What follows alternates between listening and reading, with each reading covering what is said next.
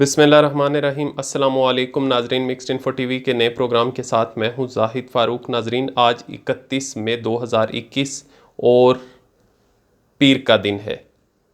आज आपके साथ मैं इमरान ख़ान हुकूमत के 27 बड़े कारनामे शेयर करने जा रहा हूं। और वो लोग जो ये कहते हैं कि इमरान ख़ान की हुकूमत ने 2.5 साल के अंदर किया क्या है, वो इस वजह से कहते हैं क्योंकि इमरान ख़ान ने पैसे देकर मीडिया को नहीं ख़रीदा जो उसकी कंपेन करे, उसके लिए लोगों को बताए और तशहीर का काम करे जिस तरीके से माजी की हुकूमतें करती रही हैं।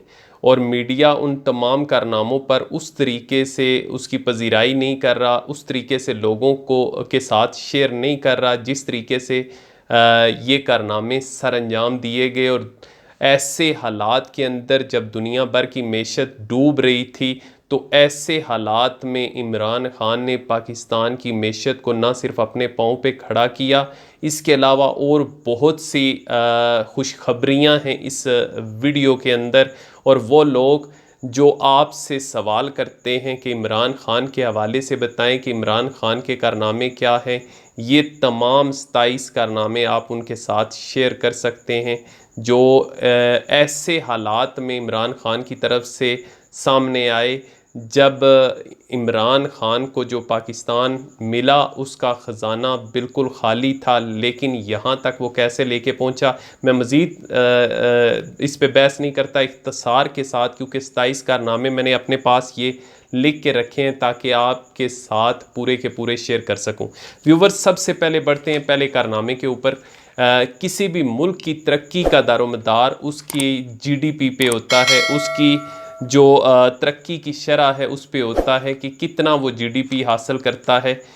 मैं आपको पहला जो कारनामा पाकिस्तान का है, पाकिस्तान की तरक्की की शरह 3.94% हो गई है। इस पर ओपोजिशन को भी आग लगी हुई है कि ये सारे अदादो शुमार आप देखते होंगे कि हर रोज़ ये मीडिया पर आकर कहते हैं कि ये अदादो शुमार जो हैं ये इसी तरीके से पेश किए जा रहे हैं, जाली हैं, ऐसा नहीं है जिस तरीके से हुकूमत बयान करती है। तो जिस पर एक गैर जानबदार अदारा जो मूडीज़ है उसकी तरफ से जो रिपोर्ट जारी की गई, उसमें भी उसने पाकिस्तान की तरक्की का जो तखमीना लगाया है वो 4.4% का लगाया है। व्यूवर्स, नंबर 2 दूसरे कारनामे पे आते हैं। पाकिस्तान में ज़रई अजनास, पाकिस्तान को ज़रई मुल्क कहा जाता था, लेकिन गुज़िश्ता कई सालों से पाकिस्तान की ज़रई पैदावार इस कदर नहीं होती थी जिस पर पाकिस्तान ज़रई मुल्क कहलाने का हकदार हो या उससे कीमती ज़र मुबादला हासिल किया जा सके। बहुत सी ज़रई अजनास हमें दूसरे मुल्कों से मंगवानी पड़ती थी, इसके बावजूद कि हम एक ज़रई मुल्क थे। इसमें क्या हुआ है जी, मौजूदा हुकूमत की बेहतरीन पॉलिसियों के तहत की वजह से किसानों को जो भरपूर फ़ायदा हुआ और इससे मुल्क को जो फ़ायदा हुआ, पाकिस्तान में गंदम, गन्ने, कीनू, चावल और दालों समेत कई बम्पर फसलें पैदा हुई हैं। सिर्फ कपास की 10 मिलियन ब्लीज पैदा होने का इम्कान है जो किसानों को गैर मामूली रायतें देने की वजह से ये सारा मुमकिन हुआ।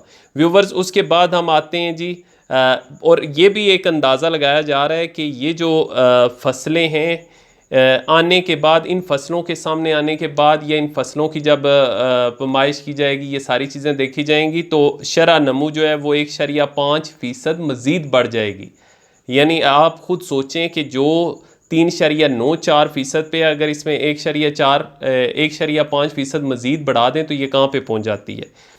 फिर नंबर 3 है जी, पाकिस्तान ने $3 अरब मालियत यानी 450 अरब रुपए के रोज़ वैलेट होटल न्यूयॉर्क और स्क्राइब होटल पेरिस जो कि टीथियान कंपनी के पास जा चुके थे, उन्होंने प्लज कर लिए थे, इनको छुड़वा लिया है केस के ज़रिए से। और इसके साथ साथ वो जो अखराजात हुकूमत की तरफ से किए गए इस केस पे, वो सारे अब उसी कंपनी को पे करने पड़ेंगे, पाकिस्तान को वो पे नहीं करने पड़ेंगे। और व्यूवर्स, इसके हवाले से मैं आपको ये भी बताता चलूँ कि यही दो सबसे अहम असासे समझे जाते हैं PIA के। 2017 में नवाज शरीफ की गवर्नमेंट जब थी तो उस दौरान PIA के अखराजात पूरे करने के लिए उस वक्त की हुकूमत ने ये फ़ैसला किया था कि ये दोनों होटल बेच दिए जाएं ताकि PIA के अखराजात पूरे किए जाएं। लेकिन अब हुकूमत ने इनको दोबारा से हासिल किया है टिथियान कंपनी से। अब आते हैं जी नंबर 4 पे।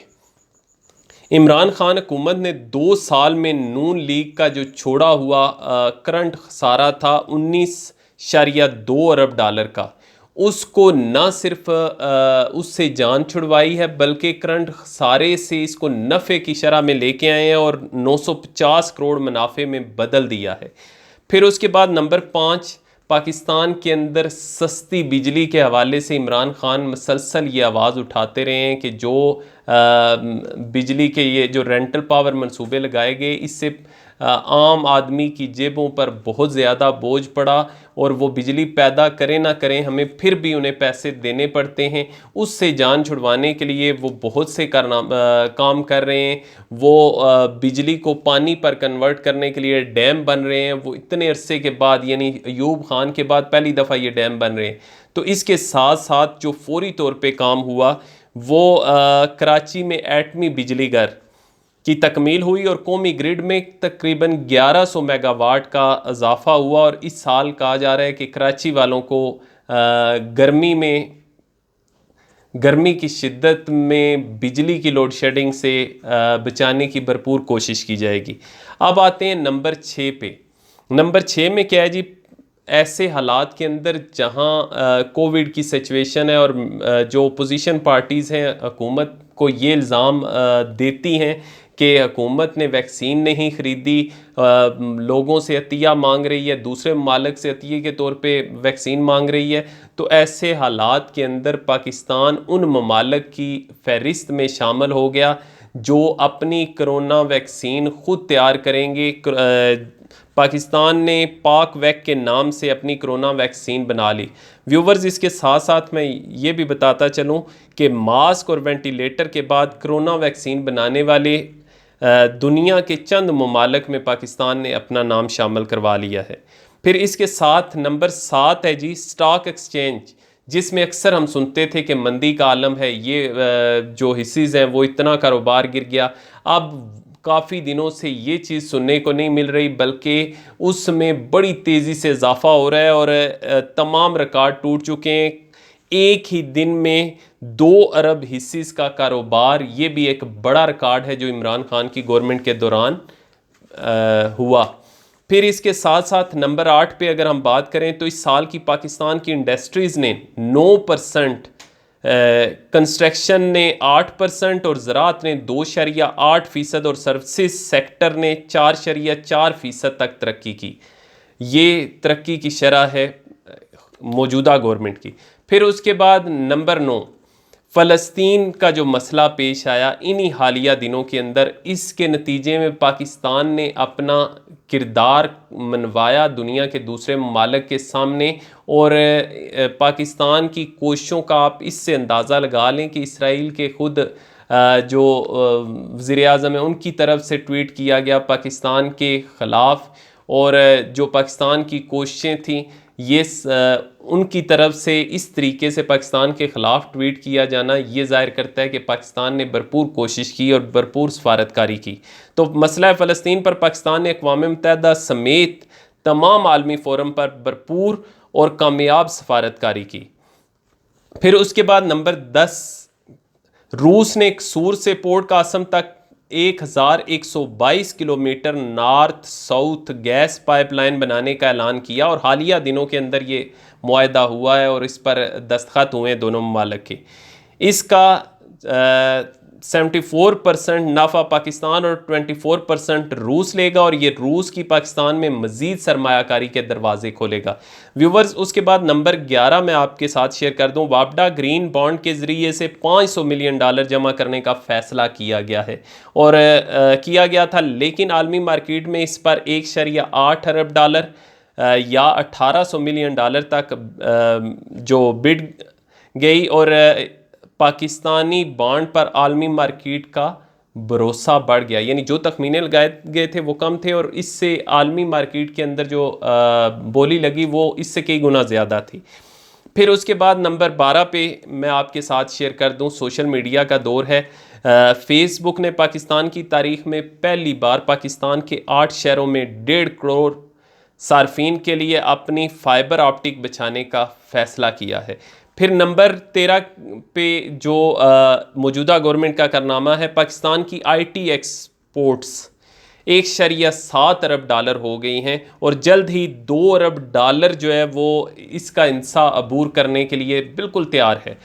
फिर उसके बाद नंबर 14 पे अगर हम कारनामे की बात करें तो वज़ीर आज़म पाकिस्तान इमरान खान को आलमी माहौलियाती कॉन्फ्रेंस की सदारत के लिए चुना गया है, जो बहुत बड़ा एजाज़ है। और ये वो कॉन्फ्रेंस है जिसके अंदर पॉप फ्रांसिस भी शरीक होंगे, अक़वाम मुत्तहिदा के जो जनरल सेक्रेटरी हैं अंतोनियो गुतेरेस वो भी शामिल होंगे, और जर्मनी की जो चांसलर हैं, जर्मन चांसलर, वो भी शामिल होंगी। तो इसमें जो सदारत के फ़राइज़ सर अंजाम देंगे वो इमरान खान होंगे। व्यूवर्स, उसके बाद अगर हम बात करें नंबर 15 पे, तो नैब ने 18 सालों में 16 अरब और इमरान खान के यानी 18 सालों में सिर्फ 16 अरब की रिकवरी की इन लुटेरों से। फिर उसके बाद अगर इमरान खान के दौरे हुकूमत 2 सालों की बात करें तो इसमें 162 अरब रुपए लुटेरों से वसूल करके कौमी ख़जाने में जमा करवाए। कुछ तो बेहतरी आई है, अगर ये कहा जाए कि नैब बिल्कुल उसी तरीके से चल रही है। हाँ, अभी भी केसेस में उस तरीके से प्रोग्रेस नहीं, लेकिन कुछ बेहतरी आई है। व्यूवर्स, अब मज़ीद बात करते हैं नंबर 16 पे। पाकिस्तान में फ़ी का आमदन जो 1361 डॉलर थी उससे बढ़कर 1543 डॉलर हो गई है, जो 13% इजाफा है।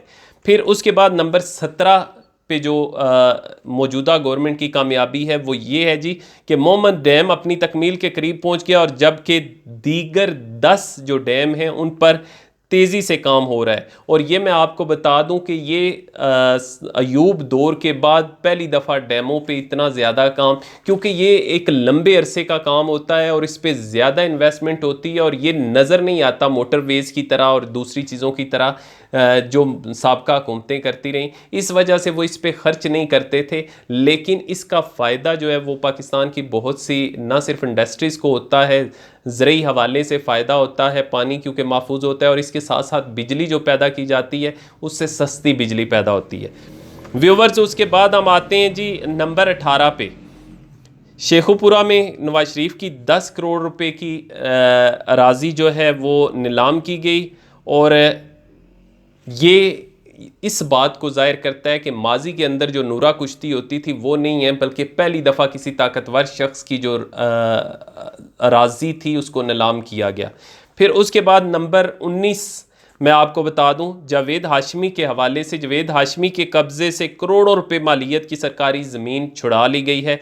इन पे हाथ नहीं डाला जाता था। ये ना सिर्फ सियासी माफिया थे, बल्कि ये अपनी उस पीरी मुरीदी का कार्ड भी इस्तेमाल करते थे, इस वजह से इन पे हाथ नहीं डाला जाता था। लेकिन इमरान खान की हुकूमत ने जो इन्होंने महकमा औकाफ की ज़मीन पे कब्ज़ा कर रखा था उसको आज़ाद करवाया, बल्कि और भी बहुत सी मुल्क भर के अंदर जो सरकारी राजियों पे कब्ज़ा किया गया था उनसे वागज़ार करवाई गई। अब आते हैं जी नंबर 20 पे। तो व्यूवर्स, पाकिस्तान में ऑटोमोबाइल कंपनियों को प्रोडक्शन प्लांट लगाने की इजाज़त दे दी गई है। अब ऑटोमोबाइल प्रोडक्शन जितनी भी होगी वो पाकिस्तान के अंदर होगी, इससे पहले नहीं थी। फिर उसके बाद नंबर 21 है, 19 मोबाइल कंपनियों को पाकिस्तान में मोबाइल तैयार करने की इजाज़त दे दी गई है। अब इन सब से अगर दोनों प्लांट लगते हैं, 19 मोबाइल कंपनियां भी आती हैं, तो कितने लोगों को रोज़गार मिलेगा, और इससे पाकिस्तान के जो पाकिस्तान में इन्वेस्टमेंट आएगी और उससे जो पाकिस्तान को फ़ायदा होगा उसका अंदाज़ा आप लगा लें। फिर उसके बाद नंबर 22, डीजी खान के अंदर जो गैंग, मुख्तलिफ़ किस्म के गैंग काम करते थे। 10 साल से वो गैंग, लादी गैंग, उनके सफाक किस्म के कातिल जो हैं वो दंदनाते फिर रहे थे। किसी हुकूमत को ये नहीं हुआ कि इनको लगाम डाली जाए, इनके ख़िलाफ़ ऑपरेशन किया जाए, लेकिन पहली दफ़ा इमरान खान की हुकूमत ने उनके ख़िलाफ़ ऑपरेशन शुरू किया और अब भी वो ऑपरेशन जारी है। फिर उसके बाद अगर बात करें नंबर 23 पे, बलोचों का पैसा लूटने वाले मुश्ताक रईसानी को 10 साल कैद और सारी जायदाद जब्त करने की सज़ा हुई, और साबिक़ मुशीर ख़जाना मीर खालिद लांगो को 26 माह कैद की सज़ा हुई। यानी अब शुरू हो चुका है इन बड़े डाकुओं को पकड़ने का काम। व्यूवर्स, नंबर 24 की बात करें तो सरकारी मुलाजमीन का जो डिस्पैरिटी रिडक्शन अलाउंस है उसका लगाया जाना, यकीनन इससे पहले किसी ने यह तवज्जो नहीं दी कि जो सरकारी मुलाजमीन हैं उनके अंदर जो तफावत पाई जाती है, उनकी तनख्वाहों में जो फ़र्क पाया जाता है उसको कम किया जाए। लेकिन इमरान खान की हुकूमत की तरफ से उस फ़र्क को कम करने की दो नहीं एक पाकिस्तान की तरफ ये कदम उठाया गया। उसके बाद इस साल बजट के हवाले से भी हुकूमत की तरफ से ये कहा जा रहा है कि कोई टैक्स नहीं लगाया जाएगा, और ये पहली दफ़ा ऐसा होगा कि टैक्स के बगैर जो बजट है वो पेश किया जाएगा, और इसके साथ साथ बिजली के टैरिफ में भी इजाफा किया जाएगा। अब आते हैं जी नंबर 26 पे। KPK और बलूचिस्तान के बाद पंजाब के डेरा गाजी खान और साहिवाल डिवीज़न में मुफ्त प्राइवेट इलाज की सहूलत देने का फ़ैसला किया गया, और महज शनाख्ती कार्ड पर 7,20,000 रुपये तक का इलाज किसी भी प्राइवेट अस्पताल से कराने की सहूलत, जो सेहत कार्ड का कंसेप्ट है इमरान खान का, वो पहले पूरे KPK में दिया गया। अब उसके बाद पंजाब के 2 ज़िला डेरा गाजी खान और 2 डिवीज़न जो है डेरा गाजी खान और साहिवाल डिवीज़न, इनमें दिया गया है। और कोई कार्ड जारी नहीं होगा, बल्कि जो भी शनाख्ती कार्ड रखने वाले वहाँ के होंगे, वहाँ का उनका डोमिसाइल होगा, वो जाके दिखाएंगे और उनको 7 लाख की हेल्थ इंश्योरेंस दी जाएगी। व्यूवर्स, उसके बाद नंबर 27 पे पहली दफ़ा पाकिस्तानी जो आम है उसको ऑस्ट्रेलियन मार्केट तक रसाई मिल गई है, जिससे पाकिस्तान की एक्सपोर्ट्स में मज़ीद इजाफा होगा। ये वो इक़दामात हैं जो हालिया दिनों में इमरान खान की गवर्नमेंट की बड़ी अचीवमेंट सवर किए जाते हैं। इसके अलावा अगर सारे जोड़ें तो मैं आपके साथ इमरान खान का मंशूर भी शेयर करूंगा, और उसमें से मैक्सिमम पहली गवर्नमेंट है जिसने अपने मंशूर के मुताबिक काम किया है। व्यूवर्स, काफ़ी ज़्यादा लंबी हो रही है वीडियो, इसलिए मैं आप लोगों से इजाज़त चाहूँगा। अपना और अपने इर्द गिर्द मौजूद लोगों का बहुत ख्याल रखिएगा। अल्लाह हाफिज़।